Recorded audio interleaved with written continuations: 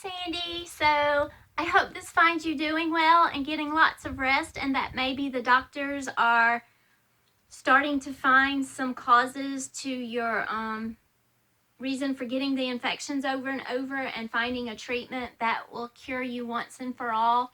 And I just wanted to let you know that I'm gonna have to post this video to YouTube, because the only way I know how to send a video message through the text app that's more than a minute long is to post it on YouTube and then send the link to the YouTube channel. So this is going to be on my YouTube channel, and everybody knows how much I love and adore you, and hopefully it won't be anything embarrassing. It will encourage you. But I just wanted to share a story with you from this book. And you gave me this book for my birthday back in 2012. And you read it and commented in it like we do with our friendship books, and then I read it and commented, and we sent it back and forth, I think twice, to read each other's comments. And I had put some notes in there and told you that there was a story that if I died before Pastor, I wanted him to read the story at my funeral, because I want people to remember me with laughter, because I tried really hard to make people laugh, and my giggle is probably infectious, and so it's just a story that really means a lot to me, and I just wanted to share it with you now, because hopefully you'll laugh now. So anyway, the quote before the story was, "When a friend is in trouble, don't annoy him by asking if there is anything you can do. Think up something appropriate and do it." And then you wrote a comment, "Thank you for sitting with me on my bed when I was so sick." And I remember, because I wrote a comment back to you, that was July 2011. I can't believe that it has been almost exactly 9 years since that incident. That was probably the sickest I had ever seen you since I knew you at that time. And I remember you were crying, you were so sick, and I just crawled up in your bed and laid beside you and let you cry. Pastor left us alone for a while and fixed us lunch. And we just visited for a while, and I was just hoping that maybe my visit would encourage you and help you to feel better. Well, since 2011, you have been through a knee surgery. You have been through breast cancer with surgery and radiation. You have been through several other procedures, and you are now hospitalized and really, really, really very sick again. And I can't help but think that that fall in the parking garage on January 23rd turned both of our worlds upside down, because we have both been so sick for 5, almost 6 months now. So anyway, I hope that this little story will make you laugh, because I just need you to laugh and feel better, okay? So here goes. I love Lucy moments. My friend and longtime neighbor Melissa has been my traveling companion on this sometimes painful, oftentimes hilarious journey of life. She's Ethel to my Lucy, or Lucy to my Ethel, depending on the occasion. She is the sort of friend who would give you anything you might need if she had it to give. In fact, after we'd been friends for a few years, I found out through casual conversation with some of her family members that she'd given her kidney to a friend's adopted daughter.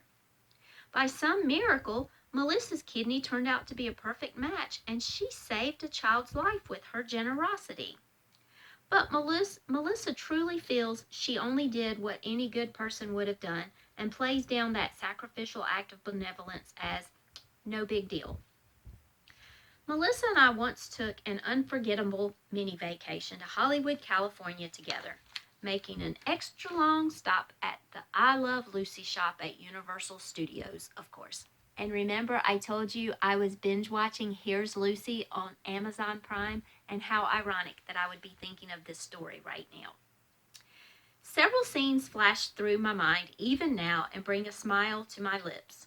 We had a blast at Disneyland without any of our 6 kids along. But an interesting descent down an escalator in an airport is the ride that still cracks me up when I think of it. We will laugh about this story. We will not laugh about the parking garage the day of Wicked. No, not going to go there. Can't laugh yet. Both of us were neck deep in luggage. I do not know what possessed Melissa to do this, but she insisted I go ahead of her. When I reached the bottom of the escalator, I managed to step off with some measure of grace. However, my suitcase was much heavier than I realized, and I discovered too late, and to our mutual shock, that I did not have the strength to drag it off with me. There it sat, like an ominous roadblock, stuck on the bottom step, which meant that Melissa had to finish her descent, both her arms wrapped around luggage, by straddling my oversized suitcase and letting it pass between her legs. The only other alternative would have been to trip and fall face forward on the floor. You would tell me in the parking garage that was called a face plant. To complete this cartoon-like scenario, I might add, Melissa was wearing a dress. I was absolutely helpless with laughter, unable to speak or even to stand up straight for several minutes. For some reason, it took her a little while longer to appreciate the humor of the scenario. That's where I've been for about 5 months. You said one day we would laugh about the parking garage incident. I haven't been able to laugh yet because honestly, I really believe seeing you fall in that parking garage traumatized me. Seriously. But back to the fun stuff. Yet another I Love Lucy episode occurred upon boarding the plane to go home. We'd purchased a dozen huge cinnamon rolls for our children, each one the size of a full-grown cantaloupe, and placed them in a paper shopping bag to add to our mounting bulk of baggage. Much to our amazement, as we stepped into the airplane galley, the bag broke loose, releasing the rolls. They looked like a dozen sticky bowling balls gone wild as they veered crazily down the alley and under passenger seats. "Catch that big one coming towards you!" one flight attendant called out to another. "I got it!" she called back, tossing it to Melissa, who, I must say, made a very nice catch.